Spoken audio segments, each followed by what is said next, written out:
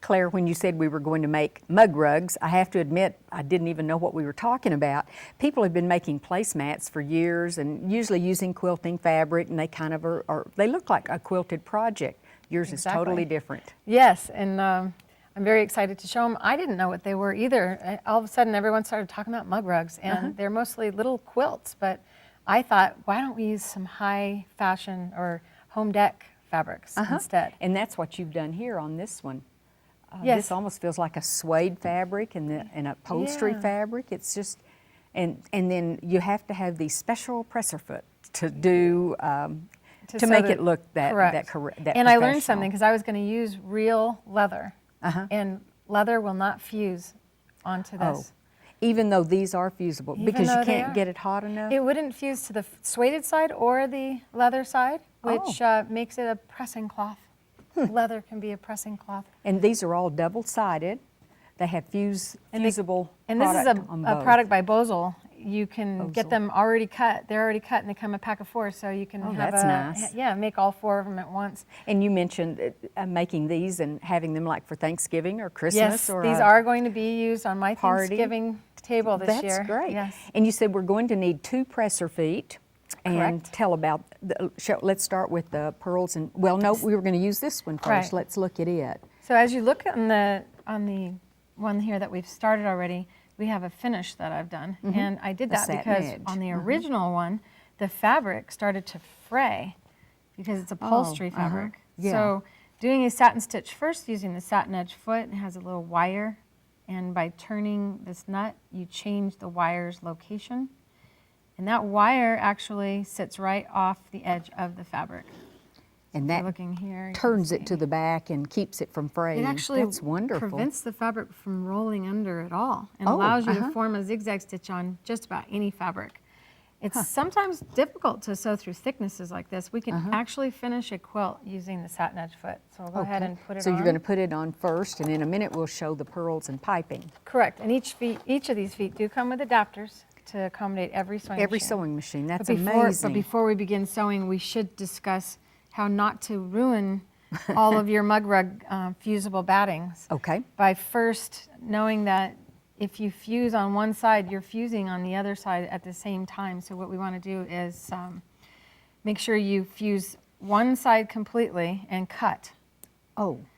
Otherwise, you see how when you flip it over, you can't tell where it is?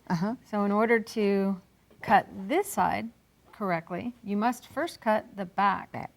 All the way around. So we just fused one side at a time. And that could be an easy mistake for wouldn't have thought about the. And what's nice about this technique is we don't have to overlap seams or sew a seam at all. These are just 2 fabrics butt up next to each other. And then I satin stitch down that first as well. Ties them together and holds them in place. So this is how the satin edge foot works for this. We take and place the presser foot off the edge and choose the zigzag stitch width that you like to use.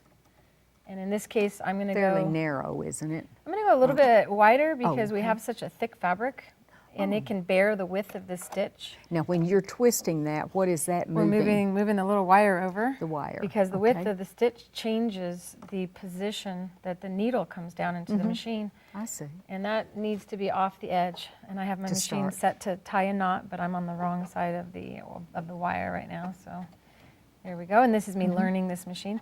Notice my hand positioning is not holding You're not holding it at all. So always at the beginning, I lengthen the stitch, and then I shorten it. This way, when we come back over, we are securing the beginning and the end of the stitch by sewing over where we already started. Your hand positioning should never be down, always just supporting underneath.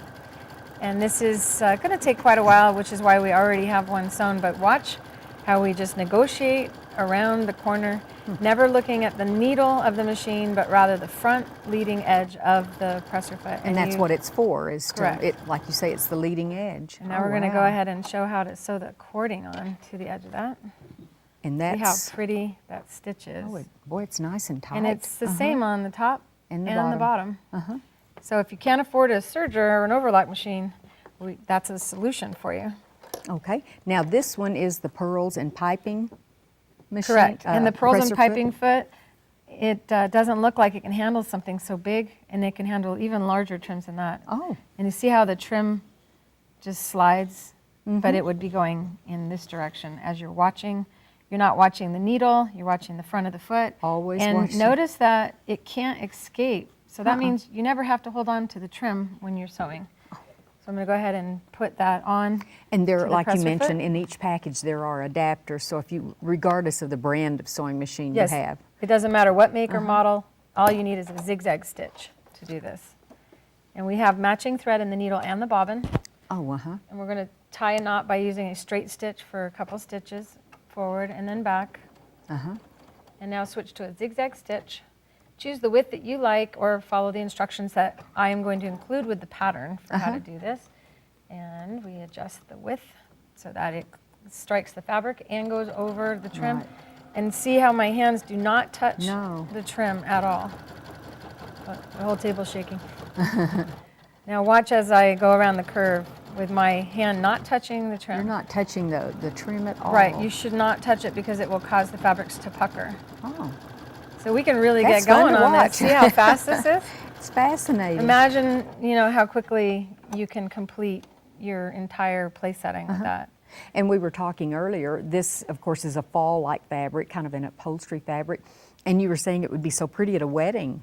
Yes, oh yes, look at this trim. Imagine making champagne rugs, champagne glass For the, rugs.